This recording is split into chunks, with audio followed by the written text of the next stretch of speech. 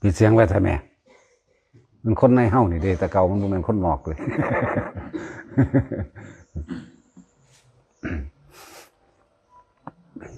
พวนยังมาตุ้งอยู่จังว่ากูสิด่าคนอยู่บัดนี้มาฟังให้ดีเด้อคำว่าสัพเพธัมมาเนี่ยคือแปลว่าสิ่งทั้งหลายทั้งปวงเลยนาลังอภินิเวสายะนี่ร่วมพระไตรปิฎกมาทั้งเบิดแล้วสิ่งทั้งหลายทั้งปวงไม่ควรเข้าไปยึดมั่นถือมั่นนี่นะเขาก็คิดเบิ่งคือถูกอย่างนั่นแหละคำว่าสิ่งทั้งหลายทั้งปวงเบิดในโลกนี่แหละเบิดในโลกนี่อันเป็นวัตถุแล้วก็ความคิดของเจ้าของตัวที่สำคัญหนักสำคัญขนาดเด้อคำว่าความคิดนี่เด้อสังขารจิตตสังขาร หลายคนที่สำหรับนักภาวนาทั้งหลายที่มีจิตคือความคิดนึกปรามาสครูบาอาจารย์นึกปรามาสองค์นั้นนึกขัดแย้งนึกนั่นนึกนี่ให้ฟังดีๆว่าสิ่งทั้งหลายทั้งปวงแม้กระทั่งความคิดเท่าเองแหละไม่ควรยึดมั่นถือมั่นมันเกิดขึ้นแล้วปล่อยผ่านทันทีเลยรีบกลับเข้ามาสู่ลมหายใจนี่เป็นวิธีหยุดความคิดเป็นวิธีละสิ่งทั้งหลายทั้งปวงอันเป็นอภิสังขารม่านมันใหญ่กว่าหมู่อยู่แล้วแล้วเอิ้นว่าอภิสังขารความคิดนี่เป็นใหญ่อยู่แล้วใจเป็นใหญ่ใจเป็นประธานอยู่แล้วฉะนั้นบ่ต้องไปน้อยอกน้อยใจว่ามันเป็นไปแบบนั้นแบบนี้มันบ่ทันได้มีผู้ใดข้อขาดบาดตายดอกขออย่าให้มันตกข้างเข้าใจบ่ล่ะนี่เป็นกันมากมันสิเป็นโลดอกความรู้เก่าๆคือความรู้อันจำนี่ไปจดจำมาจากองค์นั้นองค์นี้หรือหนังสือก็ตามหลายๆอย่างในคำที่ผิดหูบ่พอใจในคำเบาของครูบาอาจารย์บ่พอใจที่ว่าบ่พอใจคือมันไม่ตรงกับสิ่งที่ตัวเองเข้าไปยึดเอาไว้มันก็เลยนึกคิดปรุงแต่งปรามาสประมาทหลายๆอย่างบางครั้งสำนึกได้เกิดความเศร้าใจเกิดความหมองใจกังวลใจเดือดร้อนใจอย่าลืมว่า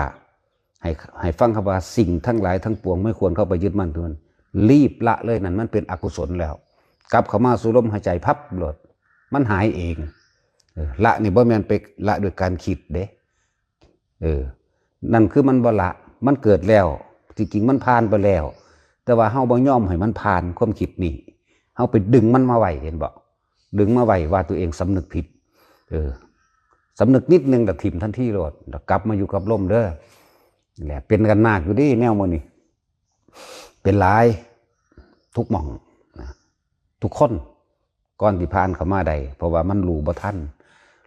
นว่านี่มันเกิดแล้วนี่เป็นอดีตขึ้นแล้วนี่วินาทีนี้วินาทีต่อไปวินาทีต่อไปนี่เป็นอดีตแล้วแต่ว่าเฮานั่นบ่ยอมปล่อยมันผ่านเฮาไปดึงมันเข้ามาคิดพิจารณายิ่งกว่าเก่าอีกแล้วเกิดความกังวลร้อนในตนเองนี่แหละตัวสำคัญนะตัวจิตเนี่ยเพราะว่าทุกอย่างเกิดจากจิตนะคือความคิดของเฮาคือความจำของเฮาจิตก็คือเวทนาสัญญาสังขารวิญญาณนั่นแหละรวมแล้วมาเป็นตัวเดียวนี่แหละบัดนี้เว้าโดยภาษาความรู้สึกของอารมณ์ความรู้สึกของเฮาอันเกิดจากจิตคือเก่านั่นเห็นบ่ล่ะมันก็มารวมลงตรงที่มโนวิญญาณแน่ก็จากจิตคือเก่านั่นแหละจากความคิดนึกปรุงแต่งจังซั่นจังซี่แล้วก็เกิดความคิดปรุงแต่งก็เกิดภาพเลื่อนมโนเกิดภาพนึกคิดจินตนาการปรุงแต่งไปตามความพอใจและบ่พอใจมั่งวิญญาณเกิดความรู้สึกจิตมโนวิญญาณอันเดียวกันอันเดียวกันมันเฮ็ดจังได๋เฮาสิรู้ทันมันได้มันจังสิเหลือแต่ใจดวงเดียวใจที่บ่มีความคิดเข้าไปปะปนมันได้ก็เลยต้องหยุดตัวคิดนี่ไว้ซะก่อนนั่นแหละแต่หลายคนที่เกิดคิดนึกเรื่องนั้นเรื่องนี้เข้ามามันจักเทียบเด้มันสิเทียบมันเอาหยังมาเทียบเอาสัญญาเอาความจำเก่าๆที่ไปจำมาจากอาจารย์องค์นั้นองค์นี้แบบนั้นแบบนี้ลักษณะท่าทางของครูบาอาจารย์นั้นสวยงามกริยามารยาทเรียบร้อยอาจารย์องค์นั้นเว้ามวลเว้าถูกต้องอันถูกต้องกับของไปยึดตั้งหากเด้อนั่นแหละว่าถ้ามันเกิดขึ้นมาในใจบ่ต้องไปแก้มันโดยการคิดเอารีบกลับเข้ามาสู่ลมหายใจเลยตัวนี้เฮาหาเครื่องอยู่ให้แล้ว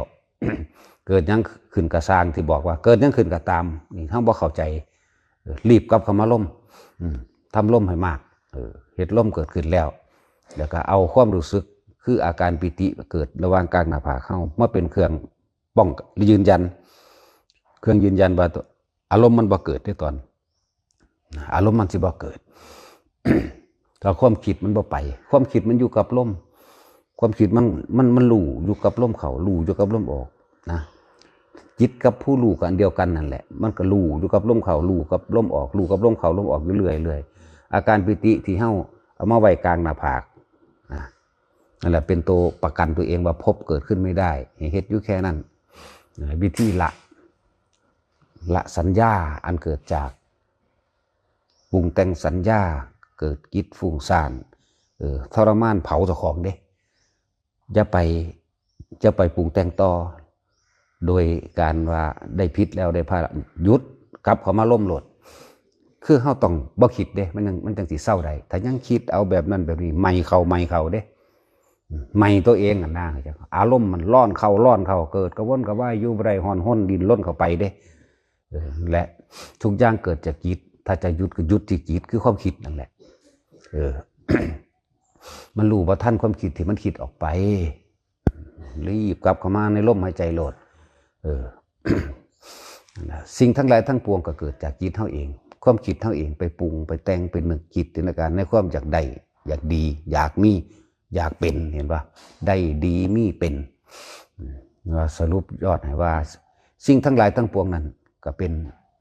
อนิจจาหาความเที่ยงแท้แน่นอนบ่ได้จักอันจักอย่างสิ่งทั้งหลายทั้งปวงนั้นบ่ว่าจะเป็นวัตถุแม้หรือความคิดเห็นป่ะเป็นอนัตตาคือกันสิ่งทั้งหลายทั้งปวงอนิจจาสิ่งทั้งหลายทั้งปวงอนัตตาไม่เที่ยงแท้แน่นอนหาความจีรังยั่งยืนไม่ได้ทุกสิ่งทุกอย่างเกิดขึ้นแล้วก็ต้องดับเป็นธรรมดาที่มันบ่ดับเฮาไปดึงมันไว้เข้าใจบ่นี่ความคิดของเฮาเนี่ยไปคว้ามันมาไปดึงมันไว้คิดปรุงแต่งต่อใหม่นี่แหมนั่นแหละไม่เลยดับบ่เป็นปล่อยตลอดวิธีปล่อยนั่นน่ะก็คือลมหายใจเด้บ่แม่นคิดเด้คิดว่าต้องแบบนั้นต้องแบบนี้เด้บ่แม่นแบบนั้นเด้อนี่แหละผลแห่งการรู้ลมหายใจเข้าออกหรือภาษาบาลีว่าอานาปานสติ7ระดับนี่มันเป็นตะเฮ็ดเอาคือหยังเด้ผู้ใดทำอานาปานสติให้มากทำให้มากทำให้บ่อยทำให้ชินนี่มีผลใดอรหันตผลในขณะปัจจุบันมีชีวิตอยู่นั่นมันเป็นตะเฮ็ดเอาคือหยังเด้เพราะว่ามันสิหยุดความคิดปรุงแต่งมันหยุดในขณะมีชีวิตอยู่นี่ที่หนึ่งที่สองในขณะที่สิ้นลมหายใจตายไปพร้อมกับร่างกายหาอย่างอีกก็คือแม้นว่าเขาไม่ได้ในขณะที่สิ้นลมไปตายไปกับลมหายใจไปเขาเพิ่งเข้าสู่อนาคามีเป็นหาเป็นเจ็ดบ่ท่ะนี่คือเอาเนื้อมันเป็นเจ็ดนอกนั้นยังมีที่รองรับอีกโสดาสกิทาคามียังมีที่รองรับมันบ่ธรรมดาเด้เป็นตาเฮ็ดเอาคือหยังนี่โสดาสกิทาคานี่ยังเป็นที่เครื่องรองรับอีกแล้วอีกอย่างหนึ่งคนที่มาทำอานาปานสติได้ต้องเป็นผู้ได้ยินได้ฟังอยู่แล้วจักก็ล่ะได้ยินได้ฟังธรรมะของพระเจ้าแม้เพียงบาทพระคาถาเดียวบาทพระคาถาเดียวอย่างเช่นว่าสัพพิธรรมานาลังอภินิเวสายะนี่เรียกว่า1 บาทพระคาถาเดียวเฮามันสิจำไว้ในจิตเจ้าของเองนั่นแหละตายในการทรงชาติหรือลมหายใจแม้เพียงเล็กน้อยนิดหน่อยก็ช่างนะเข้าสู่หมู่พรหมได้บ่เลือกเอาที่พรหมตั้งแต่สันพรหมกายกาพรหมปริสัชชาปโรหิตามหาพรหมาไล่ขึ้นไปเรื่อยถ้ามันบ่ได้ถึงอนาคามีนะไล่ลดลงมาที่มันอยู่ในระหว่างนี่ระดับนี้เด้นั่นแหละเฮายังมีโอกาสอีกเด้นั่นโอกาสใดอายุของผู้พรหมทั้งหลายมันยืดยาวภิกษุผู้ทรงฤทธิ์ไปแสดงธรรมหรือเกิดเข้าไปท่านกับสมัยของพระศาสดาพุทธเจ้าองค์ใดองค์หนึ่งเกิดขึ้นก็ได้หมู่เทพบรรพสัตว์หมู่พวกเดียวกันคุยกันสนทนาธรรมตามการคุยกันคือคนเฮานี่แหละคุยกันเองคุยไปคุยมาบรรลุธรรมเลยก็มีนั่นแหละได้โสดาสกิทาคามันมีในหันนี่เป็นที่รองรับในขณะใดที่เฮารู้ลมเข้าลมออกศีลเกิดแล้วศีลเกิดเพราะว่ายังเกิดเพราะว่าไม่มีกิจคิดเห็นบ่นี่มันความคิดมันบ่ออกไปหาทำร้ายเบียดเบียนให้ผู้ใดผู้หนึ่งเสียชีวิตและทรัพย์สินตลอดทั้งคนและสัตว์นี่เลื่อนว่าศีลมันเกิดอยู่ในลมหายใจนี่แหละ รู้ลมเข้ารู้ลมออกความปิติมันก็เกิดอยู่กลางหน้าผากนี่ศีลเกิดแล้วสมาธิเกิดยังเกิดแล้วจิตตั้งมั่นในความสงบละเด่นสงบอันปราศจากการคิดได้แล้วนะนั่นแหละจังสั้น ปัญญาเกิดหรือยังปัญญาคือการละและรู้ท่านความคิดที่มันสิไปนั่นแหละถ้ามันไปแต่ดึงมาไปแต่ดึงมานี่เองรู้ความเกิดดับนี่แหละปัญญาก็ดีนอกนั้นล้วนแล้วแต่เป็นปัญญาแห่งกองสังขารที่เฮาได้ยินได้ฟังมาทั้งหลายแหล่แล้วเฮาคอยมาสรุปรวบลงมาแล้วเพื่อให้เกิดแนวทางแห่งการปฏิบัติปัญญาเกิดเพราะได้ยินได้ฟังธรรมมาจากกัปปวัตตนสูตรอริยสัจสี่นี่คือความรอบรู้ในเครื่องปรุงแต่งทั้งหลายไปในทางเกิดและไปในทางดับจากบ่ปฏิจจสมุปบาทสายเกิดปฏิจจสมุปบาทสายดับนี่ไหมนี่เป็นแค่ความรอบรู้ในกองสังขารนี่มันจะเอามาประมวลคิดหาวิธีแล้วมันก็เป็นผู้มีสติเลือกเฟ้นธรรมตัวบัดนี้เนี่ยสติเฮานี่เลือกเฟ้นธรรมที่ได้ยินได้ฟังมาในเรื่องอนิจจังทุกขังอนัตตาสิ่งทั้งหลายทั้งปวงบ่ควรเข้าไปยึดมั่นถือมั่นมั่งหรือทุกอย่างเป็นธาตุมั่งทุกสมุทัยนิโรธมั่งปฏิจจสมุปบาทมั่งเฮาก็เลือกเฟ้นธรรมตัวน่ะนี่สติสติเลือกเฟ้นธรรมแล้วธรรมวิจยะนั่นมันก็เลือกต่อกันไปนี่โพชฌงค์เจ็ดหลายนี่องค์แห่งการบรรลุธรรมองค์แห่งการรู้ธรรมตรัสรู้ธรรมหลายนี่เมื่อเฮาเลือกเฟ้นธรรมดีแล้วกูจะเดินตามทางนี่เลยมรรคมีองค์8เนี่ยมันก็ไปของมันเองตัวนั่นแหละจังสั้นนี่ว่าปัญญาทั้งหลายแล้วนั่นเป็นปัญญาแค่ว่าเครื่องน้อมเข้าไปสู่การปฏิบัติของตัวเองเพิ่นก็เลยว่าสติสำคัญมากสติคือการระลึกนึกถึงขอบทขอธรรมขอนั่นขอนี่มาฝึกหัดตัวเองเมื่อเฮาได้หลักได้เกณฑ์แล้วล่ะเฮาก็เฮ็ดไปตามนี้นั่นนี่สตินึกได้แล้วเลือกเฟ้นธรรมดีแล้วนั่น ธรรมวิจยะนั่นละโพชังโคสติสังโฆโตธรรมานังวิจโยตถาวิริยมปิติธรรมวิจยะเลือกเฟ้นธรรมได้แล้วกับประคองจิตไปนั่นแหละวิริยะประคองจิตไปเมื่อประคองจิตไปแล้วปัสสติย่อมเกิดจากบัดนี้อาการปิติเกิดมีความอิ่มเอิบใจซาบซ่านจิตก็เลยสงบเลื่อนว่าปัสสัทธิสงบเย็นใจเมื่อมีเกิดความสงบเย็นใจแล้วสมาธิแปลว่าจิตตั้งมั่นในความสงบอันเป็นอุเบกขาเกิดต่อกันเลยเด่นแล้วมันเป็นตะเหตุเอาเขาอย่างเฮาก็เลยเลือกเฟ้นธรรมดีแล้วเลือกเข้าสู่ลมหายใจรู้ลมเข้ารู้ลมออกยืนเดินนอนนั่งทำการทำงานกินข้าวได้ทุกอย่างแล้วก็ทั้งหลายที่ว่าสมาธินี่ต้องนั่งบ่แม่นเด้อยังมีความเข้าใจผิดหลายสมาธิคือทำจิตให้ตั้งมั่น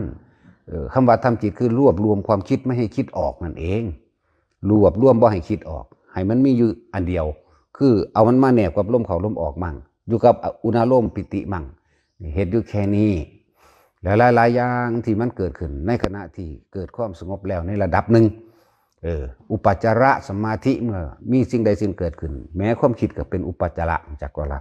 สิ่งที่อุบัติขึ้นก่อเกิดนี่มันสิก่อเกิดให้เฮานั้นไหลไปคิดตามเนี่ยถ้ามันรู้ว่าคิดตามตัวนี้ดึงกลับมาล่มทันทีเลยนั่นแหละบ่ว่าสิเป็นภาพต่างๆที่มันเกิดขึ้นโดยภายในภาพต่างๆก็บ่ต่างจากฝันดอกบ่ต่างจากฝันเลยที่เฮาเห็นอยู่นั่นนะมันก็บ่ได้เกิดแช่ขึ้นอยู่อย่างนั้นเห็นบ่ล่ะภาพนิมิตต่างๆบ่ได้เกิดแช่แซ่อยู่จังสั่นเด้ตัวนี้ภาพตัวนี้เกิดตัวนั้นหายไปตัวนี้เสียงก็เหมือนกันบัดนี้มันก็บ่ได้แม่นเสียงอยู่จังสั่นกลิ่นก็เหมือนกันรูปรสกลิ่นเสียงสัมผัสต่างๆในกระทบเนี่ยเกิดแม้ความรู้สึกทางกายคือกันเดี๋ยวก็ขนลุกวูบวาบเดี๋ยวก็โตโยกโตสั้นเดี๋ยวก็เนื้อกระตุกตรงนั้นตรงนี้เดี๋ยวก็เย็นพุ่นเย็นพี่เดี๋ยวก็มีเสียงเปี้ยงป่างเดี๋ยวก็มีหลายอะไรอย่างให้เข้าใจคำว่าได้ยินเฉยๆเห็นเฉยๆเนี่ยจับอยู่กับลมมันเลยมันที่เกิดยังเกิดกับสร้างอยู่กับลมยันอันทิ้งที่เกิดขึ้นจะไปดึงมันมาคิดไหม